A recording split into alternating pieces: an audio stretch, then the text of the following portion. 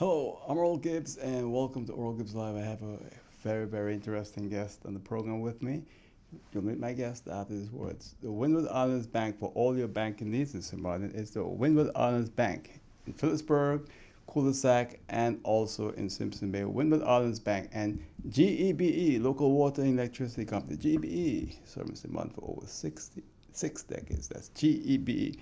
And with me is none other than the man himself, Mr. MP Buncamper. How are you doing, sir?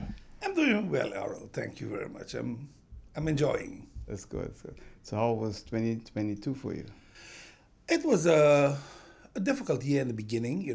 Remember I was sentenced the 23rd of December 2021. Yeah. So you have to. Then the suspension came in the first or second week of January 2022. And then your lifestyle changes because you are no longer on the floor of Parliament. Yeah. You're not representing the people the way you know you can. You're not making the difference that you know you can make with your vote and your opinions. Right. Your stance and so that was a little difficult. I put a lot of emphasis then on my Monday morning podcast, What's Cooking, Sir Maarten, a chat with MP Buncamper. And that has really taken off. I must honestly say, the feedback that I get, the anticipation of people for that Monday morning, 9:30, drop what they're doing just to hear what I have to say, has given me a great feeling of I am still able to make the difference, even though I'm not inside, but I have always told people, you don't only govern from inside, you also govern from outside. If you can guide them in the right direction, if you can show them their mistakes, if you can show them the alternatives that they are available so that we as country can make a difference, then I think I am still achieving, not fully, but partially, the goal that I had set out to govern country Sir Maarten. So the Monday Morning Show is also on Facebook and YouTube? It's on Facebook, not on YouTube. I don't know how to get it on. I need the technical people, but I do it every Monday morning, 9:30 religiously. Yeah. Sometimes I have to fight to get on, but I normally within two tries, I normally get on. But when you want to tag all the people, that seems to be the problem. So you can't tag them, but I have on average about 1,500 to 2,500 views per show. It's good. It's good. So at least you're keeping busy and making sure that people know that you're still there. Oh, definitely. And what I did is I pitched in by my children's business to see what I can help them with. You do more things. You start to do different things. While you're not sitting in meetings, I try to follow the meetings as much as I can, but sometimes I can't deal with the charades in Parliament. You ain't signing in, you ain't doing this. I can't do that nonsense. I believe as a parliamentarian, you give quorum if it is you or not. If it's your party or not, if it's your topic or not. What I do agree with is this nonsense that you say you have a coalition of 8 and then only 6 show up and then you need the opposition to give you the quorum. That's where something is a little sometimes ticklish because people are saying, listen, you said you have 8, well bring your 8. But people come, they go sit in the office, or they go sit in the media room, or they come an hour late. There's always a story. Or they're traveling, And that's the problem when you have such a concept of 8 people forming a coalition in a group of 15. Yes, that's the democracy. That's the rule. But you know what? When you can't even put 8 on the field, then you have a problem. It's like a football team. If you can't put 11 on the team, you're going to forfeit the game. Nobody coming to give you extra players out of the stand. That's the rule of the game. And the same thing goes with Parliament. And then you come and hear all these long, drawn out, oh, we must do this, and oh, we shouldn't play games. For God's sakes, the people that have played the most games when it was given quorum or not is the same government sitting there right now. So that's unfortunate. A lot of people miss you because you were one of the members of Parliament that really stood up for Sir Maarten. I'm not saying the others didn't, but a lot of people miss your presence in Parliament. I know that. I have on average 30 to 50 calls a week. Wow. Not a day, a week. And where people, I sometimes I got to be careful when I go shopping for a can of milk because I can't get out of the supermarkets. And I don't only shop one place, I shop different places. But no, and the discussion is always, when are you back? And the answers are very simple. It's either I'm going to be acquitted in my court case, which hopefully will start in 2023. We have now had contact with the courts, so we're going to get our witnesses ready. I don't have any shadow of a doubt that I'm going to win my case in appeal. I did it before, I'm going to do it again because this case is a weaker case than the first case. So I was sentenced on an instruction. Let me put it that way. I don't want to go too deep yet, but I was sentenced on an instruction because you can't sentence me if you don't have evidence. Judges don't create evidence. That's not in a normal democracy. That happened in my case. That's the bottom line. That happened in my case. Do you think because you're so vocal in Too Parliament? vocal. I am too vocal. I am sometimes because I speak out against the Dutch government, it is as if I'm anti-Dutch. Let me be very clear. I respect the House of Orange. I love the Dutch football team, even though they ain't doing what they're going to be doing. But I have always supported them all my life. When it comes to the Dutch politics, I have a serious problem. Yeah. I have no problem with Dutch people itself. I have a lot of Dutch friends. I lived in Holland for a year or two, So I know a lot of Dutch people, So it's not the Dutch people, it's the Dutch politics I can't deal with. The intricacies. Because I have the money, you can do what I tell you. Otherwise, I'll have to deal with you. I have that problem. A good example right now, for example, the police force in St. Maarten has a very serious issue with having members, a lot of members are leaving the job. They don't have enough vehicles to work or equipment. And then the Dutch makes money available, not to help the police force in St. Maarten, not to buy some cars for them.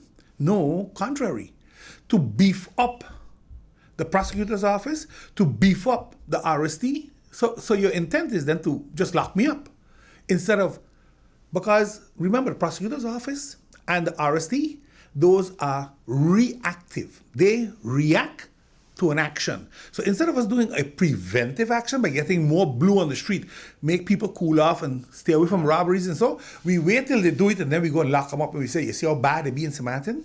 And I think you're sending the wrong message.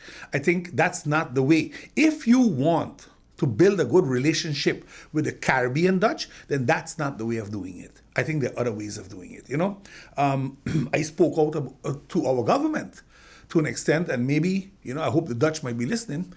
If you really want to help the people in St. Maarten, because inflation is here, hard times are here.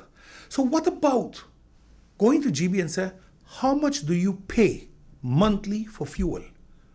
Because in Holland, they do help them with their electricity bills. It's about 2 million guilders, 2.5 million guilders GB pays per month for fuel. So if I supply 1 year of fuel to NVGB, that's about 24 to 30 million guilders. That's a lot for the local budget. That's really a lot of money for the local budget. But do you know what it means if that fuel clause disappears from your bill? You're saving 50, 60%? Because fuel clause is much higher than the consumption clause. So 36 cents, 28 cents, there's a huge difference there. So the people will start to immediately have more money in their hand, less money to pay GB. Businesses don't pay for the water fuel clause because businesses pay fuel clause and water. 12 guilders under 8 guilders for the consumption. So again, you are then making a serious difference in the country with inflation. But you don't think then if the Dutch government make that approach that you just mentioned, they will say to GB, well, you got to stop subsidizing the fuel clause for the water plant. Again, that discussion can be held internally. But at this point in time, you're subsidizing the water consumption, the fuel clause. On the water, it is what you call left hand, right hand. I am charging you $1.10 for a cubic meter of water.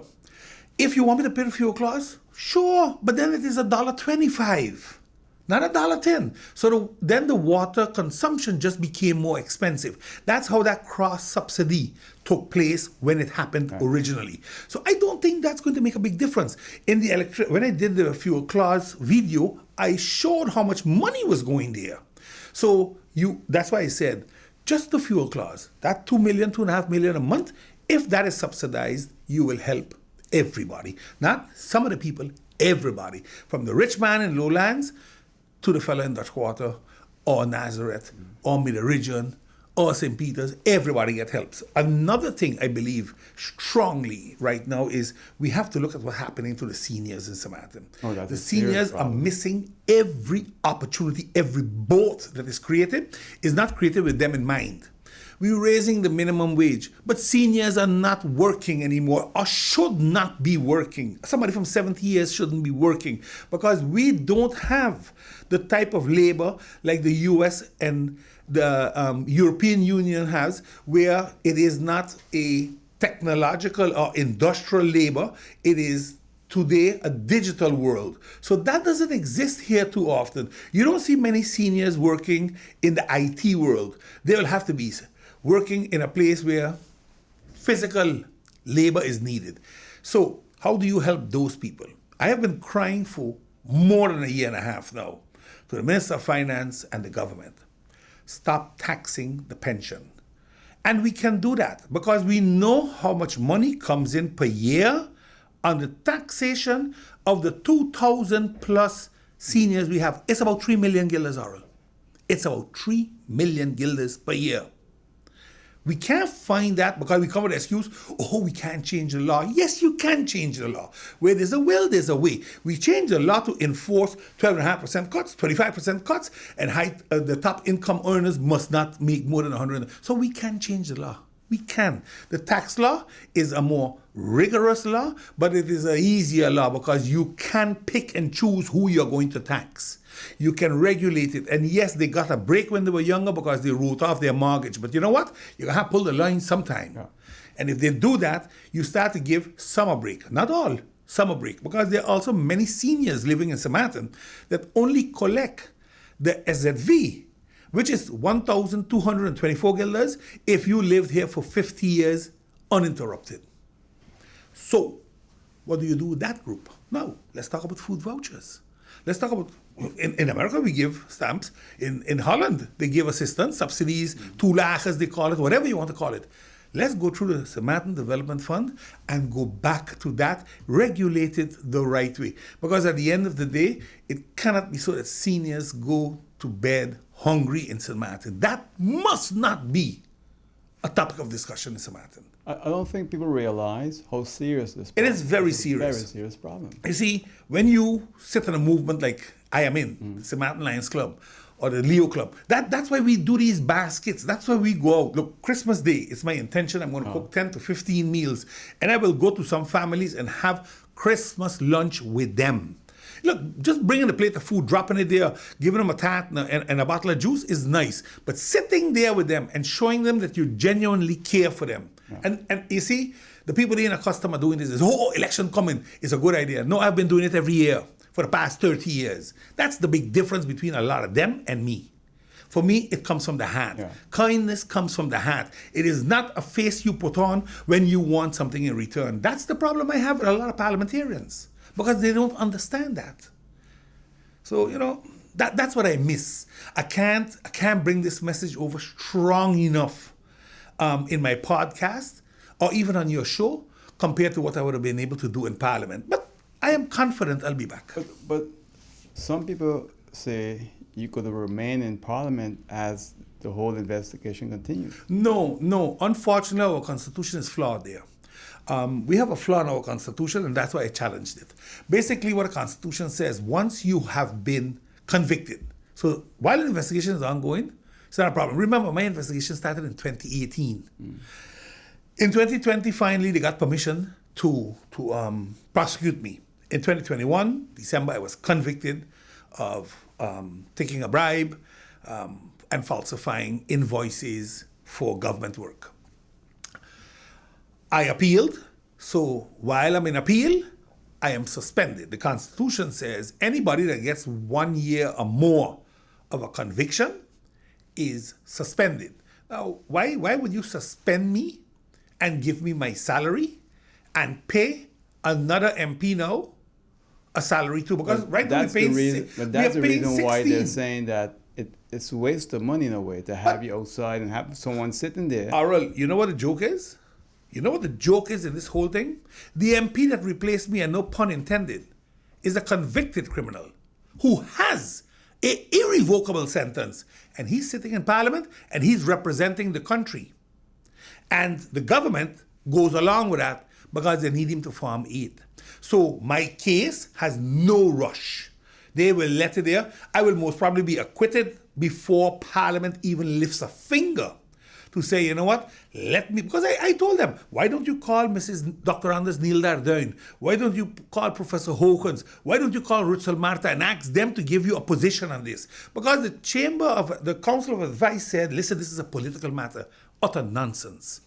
I asked the Parliament of St. Maarten to review my suspension. The Parliament of St. Maarten requested advice from the Council of Advice. How can that become my problem? Listen, I am telling you the Constitution is flawed. That's all I'm saying. I'm saying when it comes to higher laws in the hierarchy, and especially when it comes to human rights laws and civil rights and political rights, I may not be suspended. It's written there. It's a higher law. How come it doesn't exist in Holland? How come it doesn't exist in Curacao? How come it doesn't exist in Aruba? Only in St. Maarten? Because we have some stupidies that do things here. That suspension law was carbon copied from Curacao because of the Anthony Codet affair. Anthony Codet was irrevocably convicted for, how you call it now, accepting a bribe? Getting money during elections. And he was in jail. So every week when there was a parliamentary meeting, he has a case because he wants to go to Parliament. So they decided to prevent that from happening, we're going to suspend them while they're in appeal. But what are you suspending me on? I'm walking around freely. Yeah. I am being paid every month. You know what I don't have? I can't go into Parliament to represent the people. I can't sit in their office. I can't park in the parking lot, and they don't pay my phone bill. That's it. Everything else I get. So I don't understand. I don't know how to explain it, other than, for God's sakes, even Ray Charles can see that this is wrong, and we can dance around it. And I understand for them the political ramifications. If I would return, would they have a coalition of 8? That would be their question, because Brown Bill is out and I would come in. And the question would be, do they have a coalition of 8? And I've always said, if it is good for the country, I will go along. And if it's bad for the country, I will not go along. In Holland right now, they run the government with a minority coalition. The VVD, CDA, and all them do not have 76 members in Parliament on their side. They got 74. So you see, I always tell people, learn your history. Look at what's really happening instead of making ad hoc moves because it sounds good or it looks good. We look like fools. I cannot justify what the courts did. I can only object to it because I am not a judge. But I know I didn't do what they told me I did. If you tell me I used to drink a lot and cause problems, yes, that's true. But to tell me I took a bribe, that's not true. And all the people that said they gave me the bribe, or let me rephrase that and put it nicely. All the people the judge and the prosecutor said gave me a bribe never testified to that. In the 6 or 7 testimonies that they put down, they never said I gave Buncamper money. They never said it in courts. Suddenly the judge heard it in courts. And then you come and give me those documents 2 months later, 2 days before courts, and then tell me we're going to postpone because the documents seem good, and then at night, Sunday night, you tell me no, the court case is going ahead. This is what I went through. So, yes, I'm waiting on my appeal patiently, but I know this one didn't get away. Well, it's been quite a long time, difficult time for you and your family. Yes, because we have been fighting 2 fights. As we were finished in October 2018, they came in November 2018 again. And they let my lawyer to know we're coming free. So they had a problem with me. There is no ifs and buts about it. Yeah, you know, when you look at St. Maarten today, this is a beautiful art. Yeah. I always say that, and I love St. Maarten. But I'm worried about St. Maarten. I'm worried about the future of this island and the future of our people. things don't look too good for us. It looks good for St. Maarten and certain outsiders. But when you look at today, where we are as a people, our people, we have to be very careful. Oral, I think what you said there was one of the principal points in my decision to run with the NOW party. Because the NOW stands for Nation, Opportunity, and Wealth. You want to talk about independence? Let's make sure our people are wealthy. Make sure the nation is wealthy. But to make our people wealthy, we got to give them the opportunity, a real opportunity, not a fakey, eat the pie in the sky opportunity. Look at the ESP right now. That is the Entrepreneurial Support Program. $35 million is made available and they can't use it. Why? Because they don't qualify. A handful of people qualified. The money is sitting there. And nobody says, can I do something to ensure that the local people, look, anybody that made St. Maarten their home for the past 20 years or more, I consider them a St. Maartener because they have no place to go to. A child that is born here from a Haitian parent, we can say, well, he's Haitian, but he doesn't know Haiti. You understand? From any parent, he's a St. Maarten. And look, my mother came from Aruba. My mother worked here for 48 years in education. But give him a chance and tell you she's from Aruba. You see, so while the Buncampers have 9 generations here that we have been able to trace through our genealogy, it doesn't mean to say, because a lot of Buncampers also have parents that are not from St. Maarten. So again, a St. Maartener, in my opinion, is somebody who genuinely wants to make this his permanent home, pays his fair share, because a lot of people want to live in St. Maarten, but they don't want to pay tax. They're ducking tax, they're hiding from this. No, pay a fair share and be one. Respect my anthem, respect my culture. When it's St. Maarten Day, don't be waving a Santo Domingo flag or a Jamaican flag or a Guyana flag. No, wave the St. Maarten flag. If you're truly a St. Maartener and you believe in this country because you're making your living here, then wave our flag and sing our song.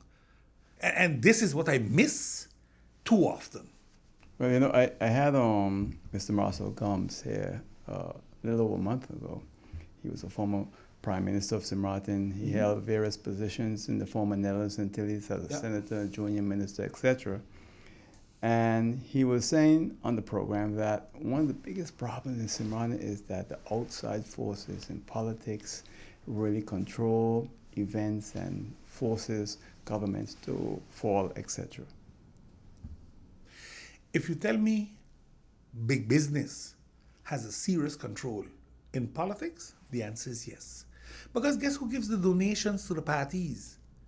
And nothing is for free, Oral. Not even the sun goes up for free. You better have health to see that sun. So you got to take care of yourself.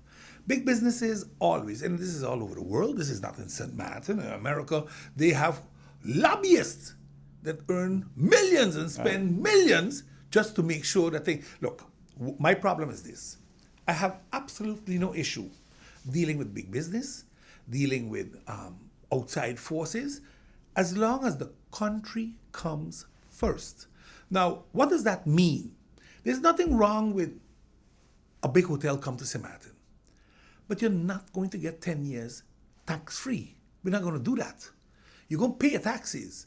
If you are making profit, you can pay. And yes, I'm very thankful that you're employing my people and you're bringing economic growth to my country. But you're not doing that because you like me. You're doing that because you're going to make good money. That's why you're coming. If St. Maarten didn't have a good return on investment, you would not build your hotel here. The days of giving tax holidays and tax breaks are over. That was good 50 years ago. That does not work today anymore. So you hear them say, well, then we go elsewhere. Then go elsewhere. Because what has the industry taught us? 54% earns minimum wage. And they earn that primarily in those sectors. Because those sectors are not high-paying jobs. The gardener, the lady that cleans the rooms, the lady that works in the kitchen. Look, if you're the chef cook, yes, you will make money. But not if you're a normal cook. You will not make such a big salary. My son has a restaurant and I can see the salaries. You see the income. You know what it is. So you want to give everybody a fair wage and a fair chance because they too have children and they too want to make something out of their lives. But unfortunately for us, our single pillar is right now tourism. That's our economic thing. And we have to go back and look back at the offshore market. We have to go back and look at the banking world, the IT world, the medical world. PGIA should become a greater hub for us, a better spin around for us, so that we can make serious money there too. Because if you make good money there, you can trickle that money down into the economy. It doesn't stay with PGIA anymore. You know, these are the things that we have to look at more deeper and find ways that we can work with everybody. Because at the end of the day, you want to give everybody a fair living. And a fair living in St. Maarten is not a minimum wage. It's a livable wage that someday the SER will be able to tell the Council of Ministers and the Parliament of St. Maarten, and by extension the people of St. Maarten, our calculations show that livable wage is 2,500 guilders or 3,000 guilders. The problem is, can our economy, can our businesses sustain that? Because if they cannot, then you're going to dismiss people to pay a few people. So you have 10 people, 5 going home, 5 will stay. All right. In case you've just joined us, I'm Oral Gibbs. This is Oral Gibbs Live, and we're on YouTube, Facebook, TV Carib, Hot 99.9 FM radio station located right in the beautiful Simpson Bay Strip on the lagoon. And it's your radio station for the best music in town and for Oral Gibbs Live and speaking of everything. And when I come back after my guest here, MP Buncamper, we'll talk more. Please stay with us right here on Oral Gibbs Live.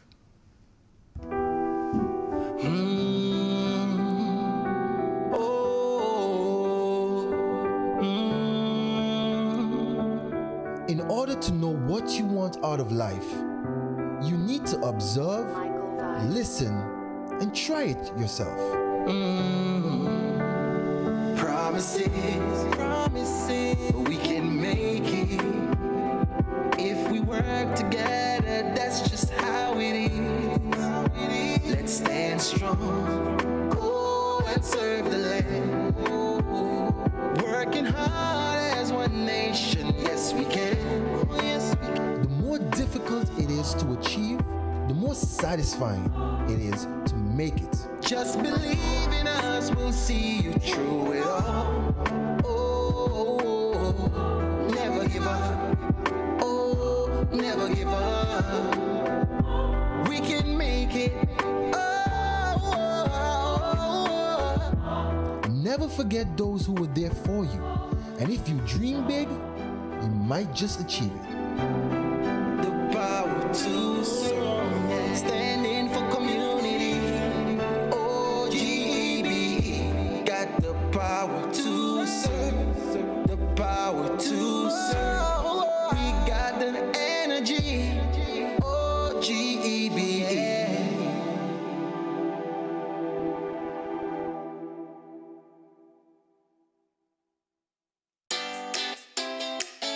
Make use of WIB mobile banking with easy access and direct usage of face recognition,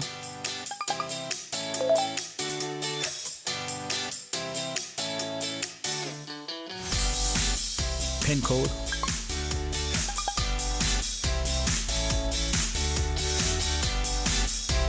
or fingerprint. Download WIB mobile banking app and make your transaction from anywhere at any time. For more information, visit wib-bank.net/quick-login.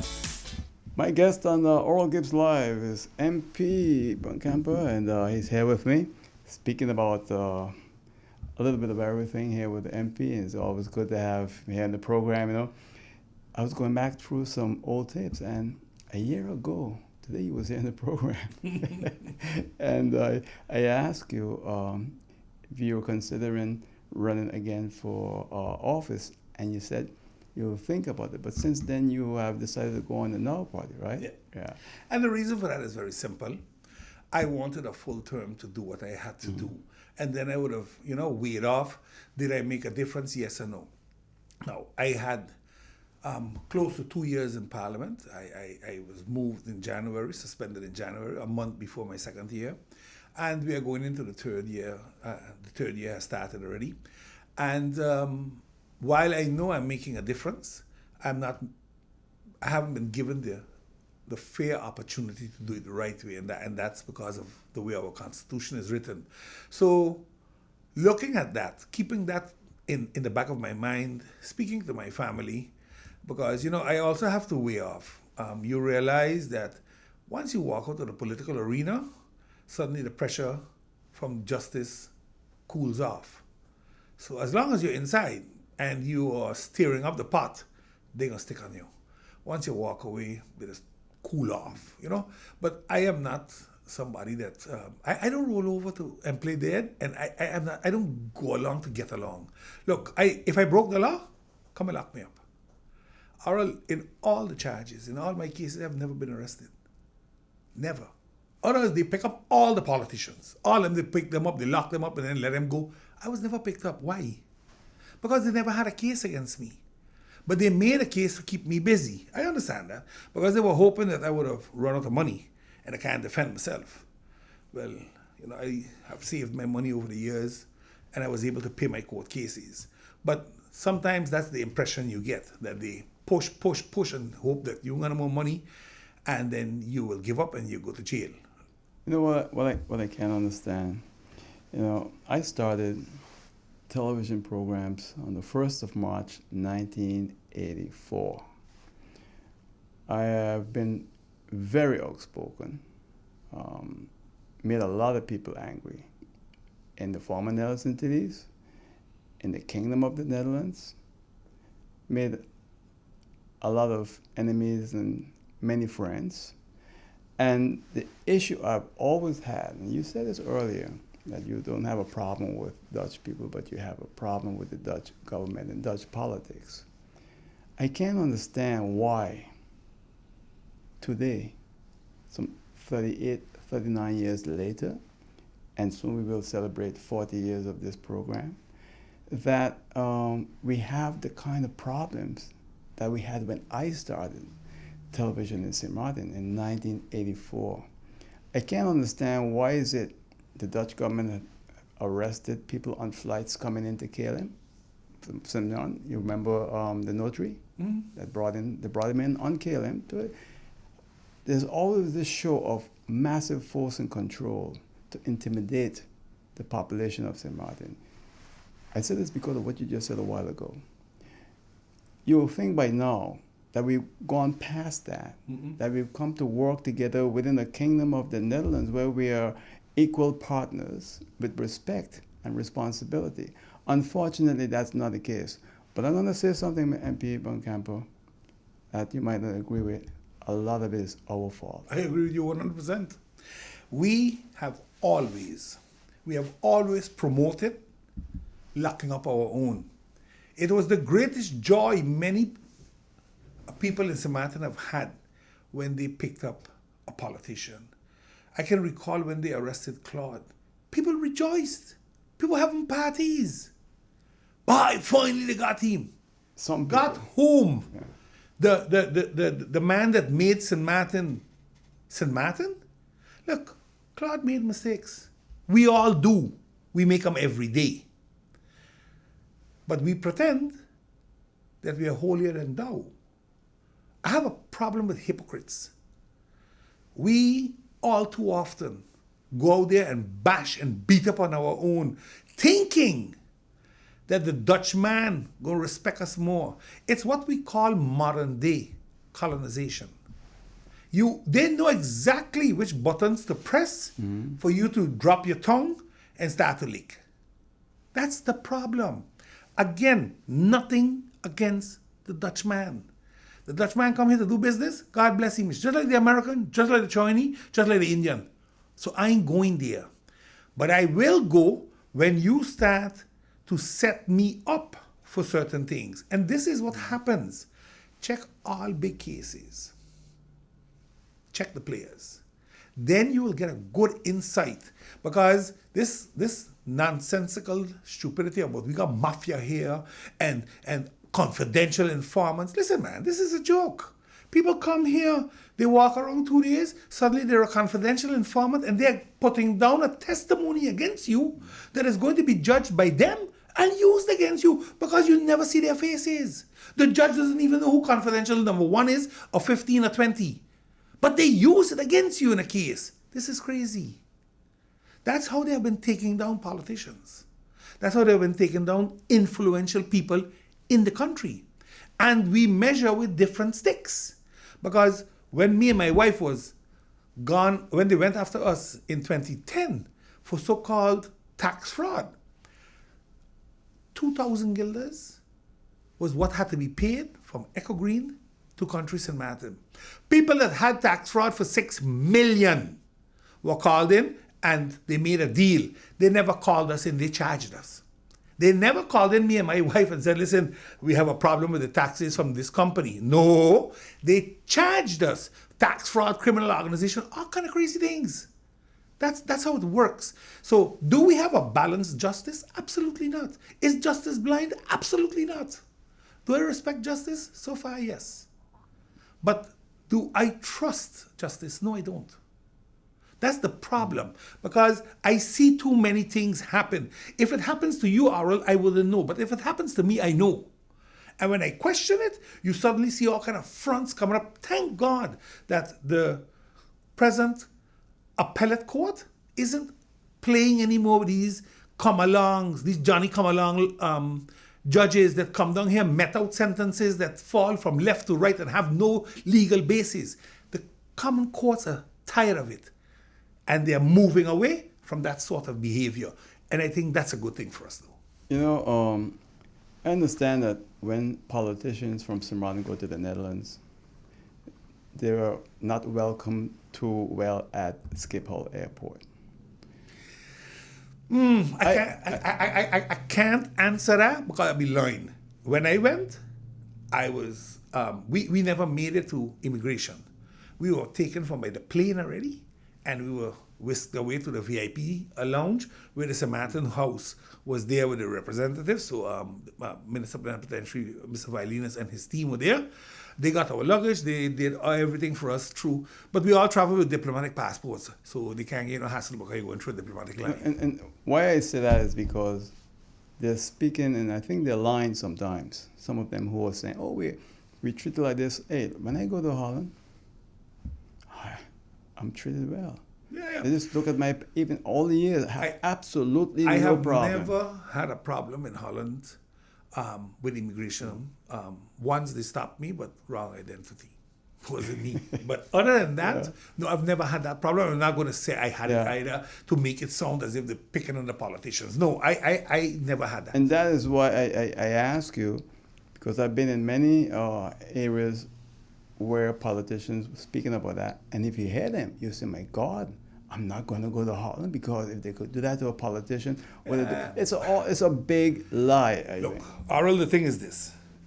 We like to sensationalize things because people like that. People don't read a newspaper for news. Very often they read it for sensation. Because if people would have read the news in the papers for what it is, a lot of people would have been lifting up Mrs. Tatiana Arundel for her accomplishments with Boise University and the Charlotte Brookson Academy. They signed a memorandum of understanding. That is a great accomplishment for this island, but it was buried someplace in the back. What was in front is that the police apologized for stripping 2 people naked because it is melodramatic. You see, this is, unfortunately, the media behaves the way the people want. They want sensation, so they go that direction, and that's unfortunate. So you very often you don't get the real news. Look, I haven't read in St. Maarten in the newspapers. I haven't even seen it online. I was doing investigative reporting, and I was going through the Financiële Dagblad. And guess what I bounced up on? The Minister of Finance in Holland stating, hey, we have a problem. You know, every autumn, they write a report. End of November, a financial report is made from kingdom. They're going to lose any place between 5.2 and 9 billion because the capital market is not anymore as favorable as it was. And now they have to pay about 2.3 to 2.4% interest rates. What does that mean for the liquidity loans that we have in St. Maarten that was 0% based because the market lended itself to that? A year ago, the market even had a negative percentage point. Today, it's going to be about 2.3 and it's going to climb. So up to 3 or 4%. What does that mean for the 240 million guilders that we had in liquidity support that was a 0% based loan today? Does it mean that we're going to have to pay 2.3% on it? Because 2.3%, if you like it or not, that's about 4.8 to 5.2 million guilders. And because at that time they had negative interest rates. Exactly. But remember, there was a clause that said, if the market changes, so will the loan. It said that. The bullet loans say that. So I am waiting to hear from the government. What impact is this going to have on budget 2023? Or maybe even budget 2022? What impact is it going to have? Yeah. Because these are the things, where do we pick up 5 million guilders? It isn't as if we got it lying down. Or just go around and hunt down the locals again for taxes. Exactly. But that's the common denominator. Instead of going out and say, let me see who are really paying tax. Let me go check everybody on the strip. And not only R.L. Gibbs and Buncamper. Let me go check everybody. Let me see if they got a business license. But more importantly, let me see if they got a crib number. Because sometimes people sell the business, Yeah. but they don't have a crib number. So there are things, and again, I am not bashing the ministry, but I'm going to point out how people feel when they look at what's happening. I told you, St. Maarten is for everybody, but you got to pay a fair share. A lot of people from the French side are coming to the Dutch side because there's more value for money here now. So the businesses make more money here than they make on the French side. But I am wondering, why isn't the Dutch government and the French government signing an agreement? Hey, we're going to charge so much on tax across the board. Coming in Galles Bay, coming in Phillipsburg, we're going to charge 8% on anything that's imported, or 10%. Drop turnover tax, throw that out, and let's look at what we're going to do with wage tax. How are we going to simplify it? 3,000 guilders and up, you pay 5%. 6,000 guilders and up, you pay 7%. 10,000 guilders and up, you pay 10%. 15,000 and up, you pay 15%. That's it, cut it. Run the calculations. You know what people earn. So you can make that matrix in a database. You will see what the income is. You will see what the 8 or 10% at the harbor will yield you. There is no TOT, there is no this. And you run your financial scenarios. You don't need to bring in experts from America or from Holland. We have them here. We are partners in a central bank. We don't do these type of studies. But we have one problem that other countries don't have: our size, and we share a border. And that's why I said you must make the agreement for the ports with the French side. You must make that agreement. Your taxes, your wage taxes, that's your side. But once you cannot import it cheaper on the other side, then there's no problem with it. Right. You understand? So, and that's why I said that agreement you must make. We've been speaking about taxes for so long. It appears that the Dutch government is really down on the government of St. Maarten's throat now to make sure that there are increasing taxes. The government of St. Maarten is the one that has to decide if they're going to increase it or not. What the Dutch is saying is, you have to find this money. You can't keep begging me for money and you are not looking to collect the arrears, or you're not. Look, let me give you a great example, Aurel. Online gambling. It's a big industry in St. Maarten. We don't get $1 for it. The casinos have said we are more than willing to pay. Set it up. For years, we're playing this game. How are we going to set up the gaming board? How are we going to set up? Please, man. People get tired. People get tired of listening to this foolishness. There is money in St. Maarten. But we're only taking it from one group of people. I'm not going to say what I could say here because I don't want to put people at risk. But I've been told in private, to my face, about that whole thing with the casinos and everything else, by one person very, very close. He wants to live a long life.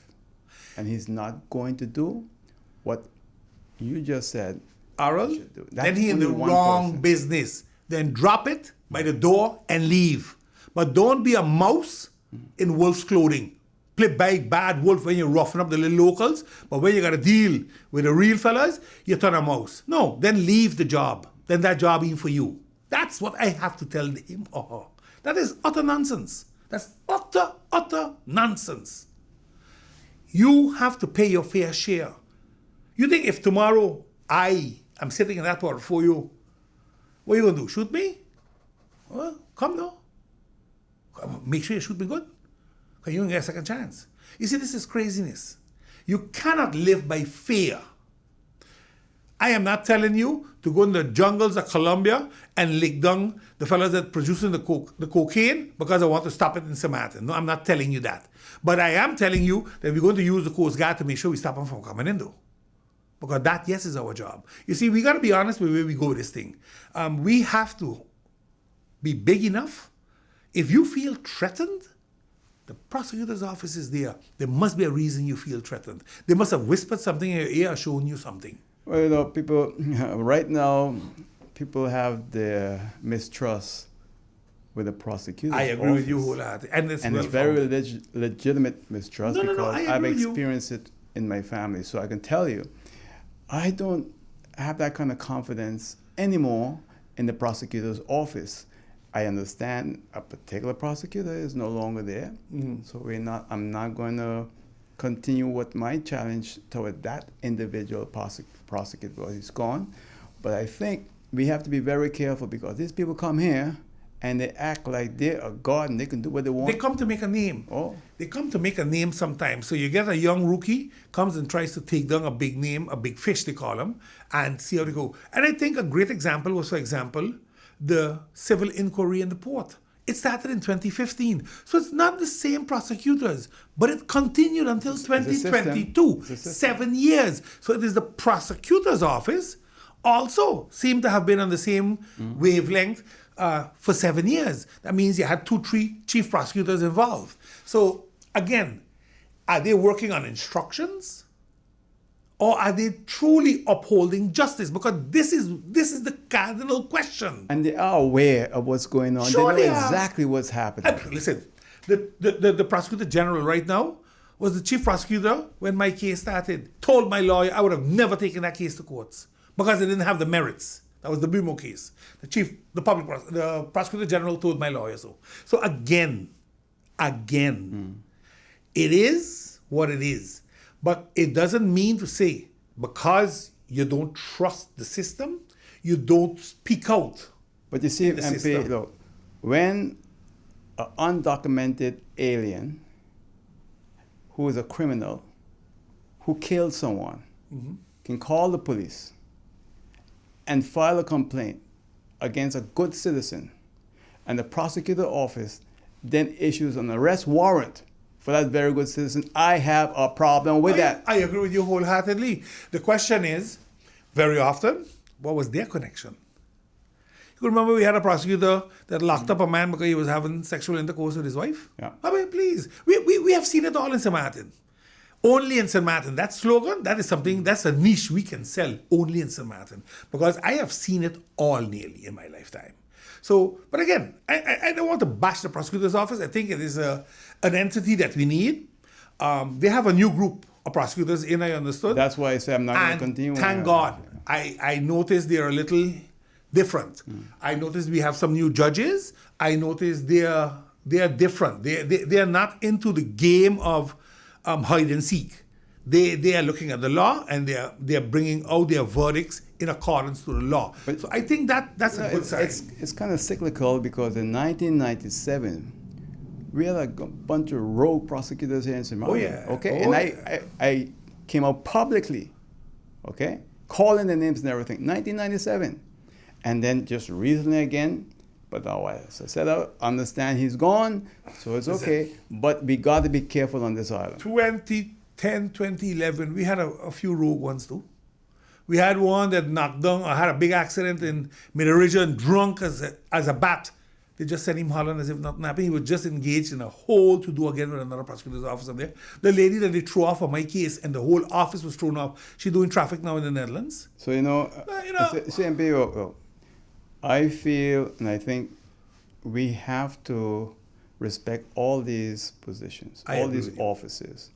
And as a citizen, I want to know that the public prosecutor's office is It's impartial trustworthy. and I can trust them. Yeah. What you tell them stays by them. exactly. And it's not all over going telling the suspect, hey, listen, this and this one said this. Because that's all too often happening. We talk about integrity, we talk about confidentiality and all kind of things, but it's happening at the highest entities. And that's when it gets scary.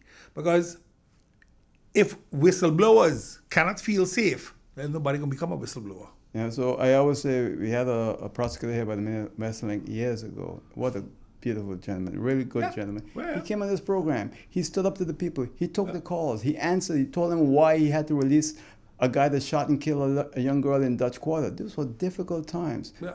But that prosecutor's office had integrity. Yeah. So he didn't have to run and hide. He could have No. come on this program and see. But and speak with remember, people. that was also the prosecutor that had Claude arrested. So he made a lot of head waves.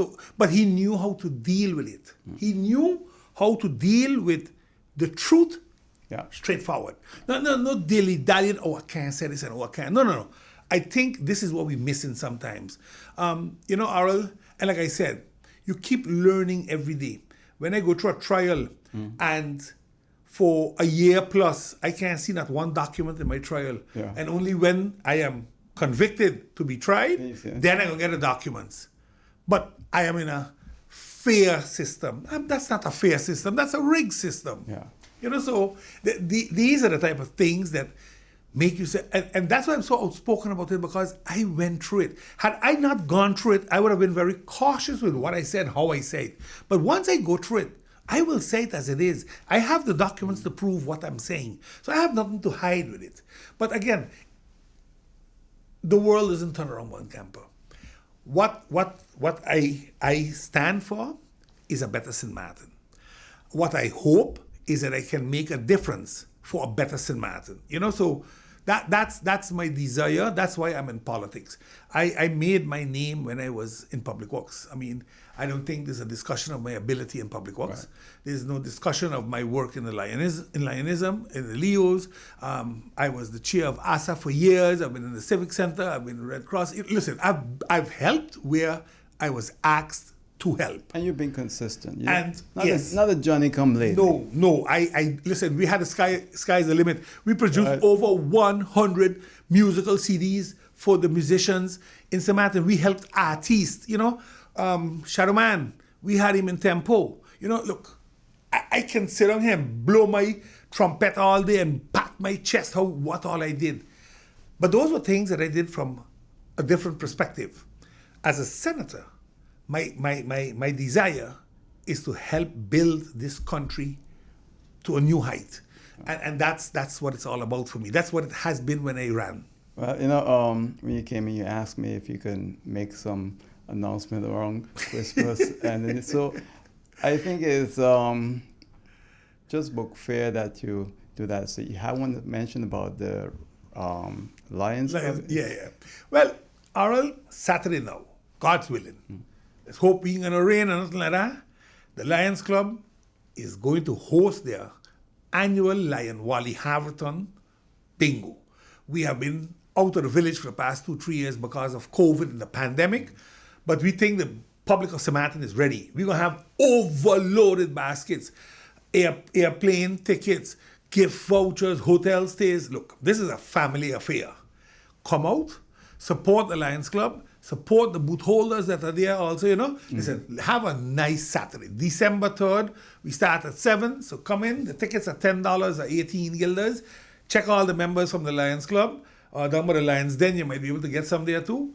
But we ask everybody to come out. The funds are going towards primarily the program that we're going to be doing next year with the VOSH group, which is we want to check the eyes of the kids and in particular the seniors. We are looking at about 400 to 600 seniors. We're looking at a few thousand children. We're bringing in the ophthalmologists them for 2 weeks. We have a lot of people working with us on this, so the money is needed. It's a $70,000 program, so we can really, use the money with the bingo drive. So please, you all come out, support us. It's going to be a good cause we are raising the funds for. I know you also want to say something for the holidays. Aurel, I know this is going to be my last show, most probably for this year. I want to wish the people of St. Maarten a most wonderful and safe Christmas season and a prosperous New Year. Christmas is not about getting gifts under the tree. Christmas is about sharing kindness, sharing love. If you can't buy a gift, share some quality time with your child. Share a meal. Share happy moments. Maybe just a movie. And you'll be surprised how happy the child will be to have been able to share that time with you. Talk to your seniors. Visit the St. Maarten home. Do something by the Basilia Center. Join the seniors on their meals on wheels. Join them in Hope Estate. Bring some food there. Remember, you can't just bring any kind of food because some of them have allergies and some of them with sugar. But talk to Mrs. Van Heinigen. Talk to Patsy, talk to Mayor Bryson. See what you can do for them. And there are many other things, many other people that need some help, a helping hand for Christmas. You have a few old things that you could give away. Take them to the Salvation Army. Take them to the Red Cross. Take them to Nurse Nanny. Go out and help. Show your brother and sister that you are truly their keeper. From my family and me, let me wish all of you a most wonderful Christmas season and a joyous New Year. Thank you. Well, MP Buncamper, I want to thank you for coming in. We always appreciate having you here in the program. You are a good person. I hope that 2023 will work out good for you and your family and everything will go well. I truly pray for that, Arel. I want to put these things in my rearview mirror and look at the development of this country and how I can play an integral part in that. To you, Arel, and your family also, thank you all very much for having me on the show. I know I'm always a phone call away, so I feel good about that. It's a great platform to say what you need to say to the people of St. Maarten. 38 years and counting is no chicken feed. Right. That's serious business. All right. Thank you very much again, MP. All right. And that's it for now. I'll see you next time right here on All Goods Live. Until then, take care. Bye.